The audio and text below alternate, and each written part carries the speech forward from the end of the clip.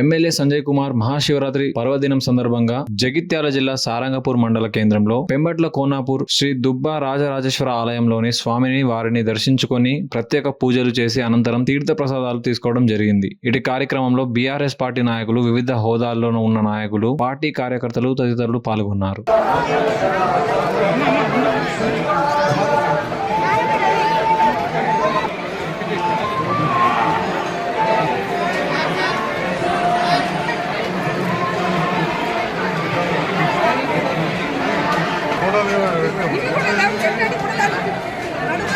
నియోజకవర్గ ప్రజలందరూ కూడా మహాశివరాత్రి శుభాకాంక్షలు. ప్రాంతం సస్యశ్యామలంగా ఈ ప్రాంతం ఉండాలని ఆయుధ ఆరోగ్యంతో ప్రజలందరూ కూడా ఉండగా భగవంతుని ఆశీర్వాదం కావాలని కూడా ప్రార్థించడం జరిగింది. ఈ ఆలయ పునర్నిర్మాణం కోసం తెలంగాణ రాష్ట్ర తొలి ముఖ్యమంత్రి కేసీఆర్ గారు గతంగా సహకారంతో 80 లక్షల మంజూరు చేయడం జరిగింది.